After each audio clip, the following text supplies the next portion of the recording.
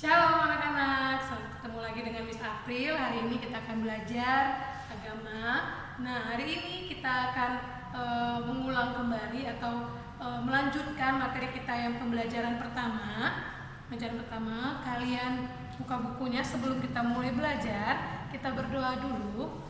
Berdoa, lipat tangannya, tutup matanya, kita bersatu dalam doa. Tuhan Yesus yang baik, terima kasih kalau di pagi hari ini kami boleh dipertemukan dengan anak-anak-Mu Tuhan. Walaupun anak-anakku belajar dari rumah, biarlah kiranya Tuhan berikan mereka semangat tidak belajar, juga roh kecerdasan dan kepintaran ada dalam diri mereka Tuhan.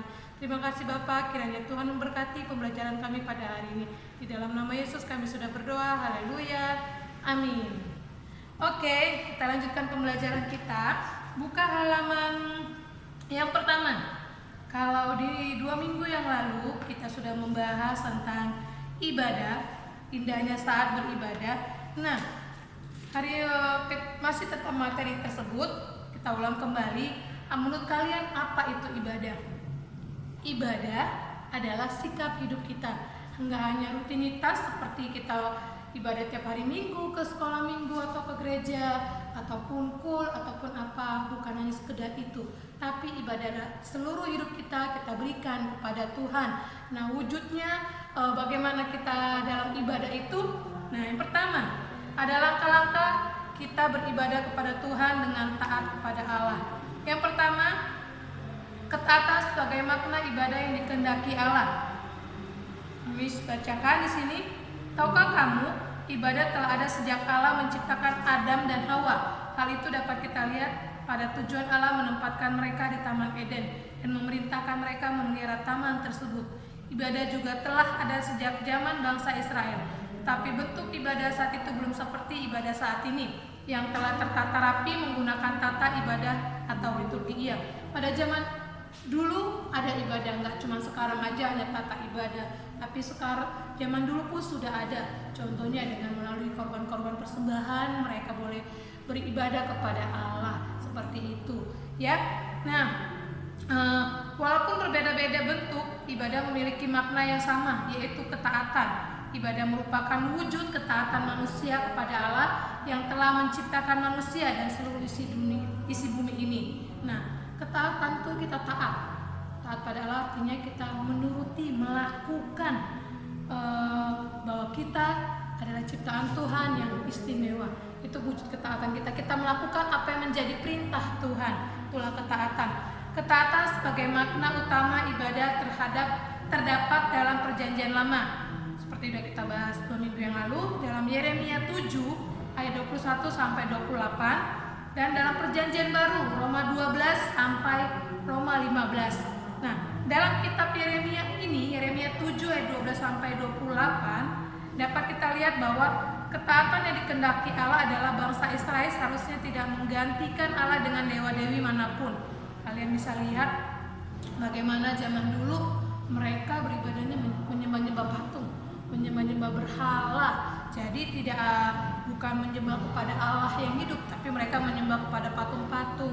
Mereka tunduk kepada patung-patung. Allah ingin bangsa Israel memberikan persembahan berupa kurban bakaran hanya kepada Allah dengan hati dan pikiran yang sungguh-sungguh menyembah Allah. Mereka seharusnya mendengar dan memperhatikan seluruh perintah Allah, menomorsatukan Allah dalam hidup, berlaku bukan hanya untuk orang-orang Israel, melainkan untuk semua orang percaya, termasuk kita. Nah, jadi kalau kita di sini beribadah kepada Tuhan, kita sekolah minggu, kita harusnya pergi ke sekolah minggu dengan taat. Jangan kita mengutamakan, nggak mau sekolah minggu mah ada film kartun, nggak aku mau main game atau yang lainnya.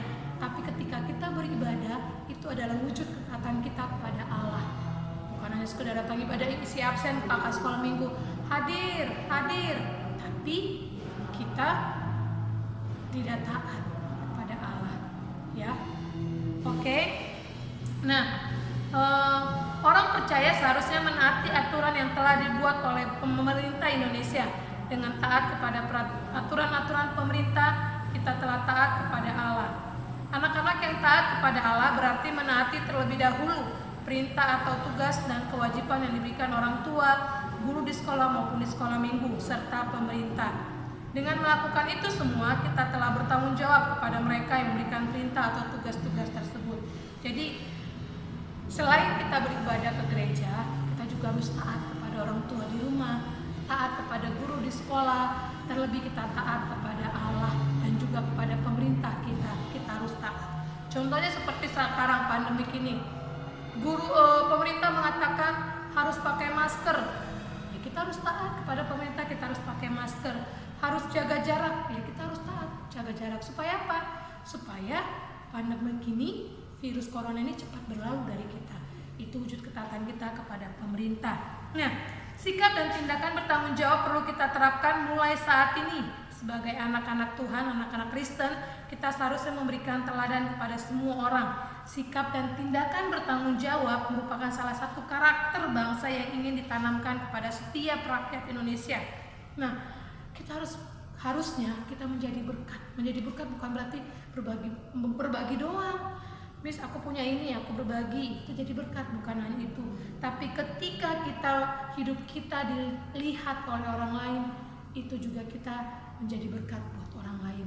Ya, ada seperti firman Tuhan bilang, hidup kita adalah kitab yang terbuka yang bisa dibaca oleh semua orang.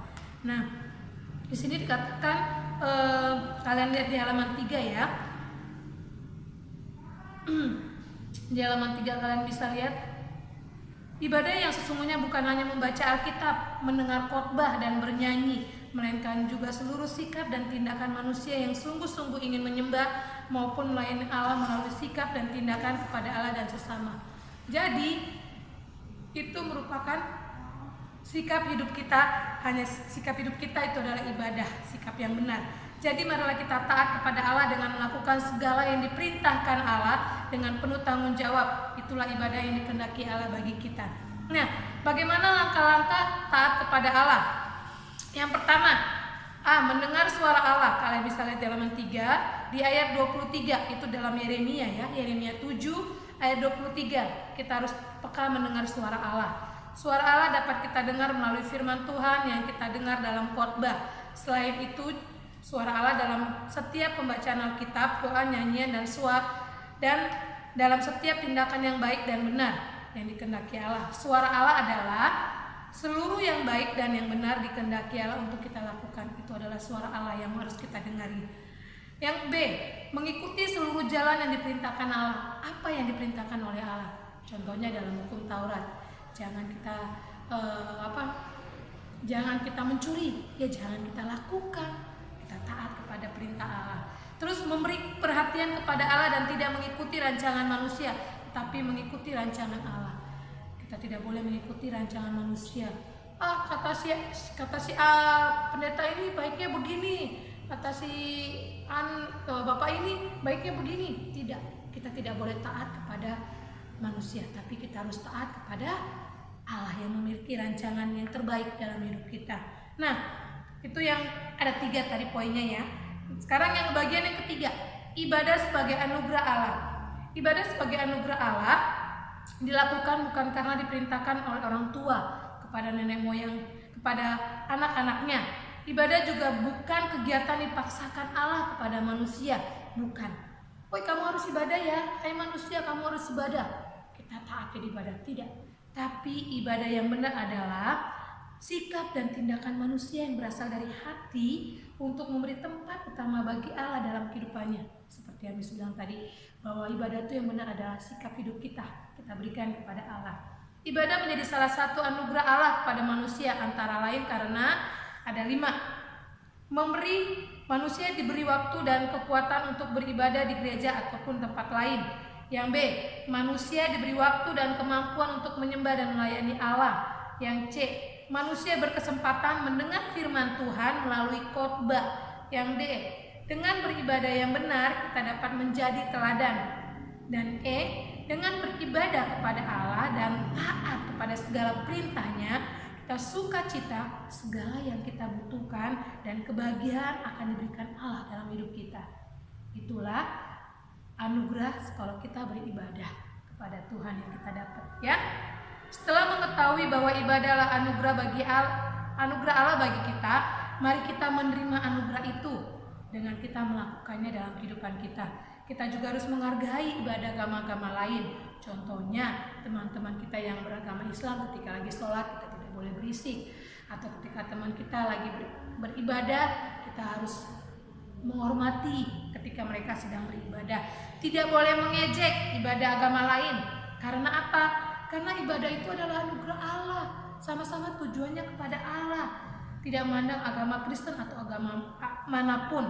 Dengan melakukan hal tersebut kita telah menghargai perbedaan yang ada, ya, seperti dalam Pancasila, sila pertama, ketuhanan yang Maha Esa. Kita harus percaya kepada Tuhan. Dan sila ketiga, persatuan Indonesia.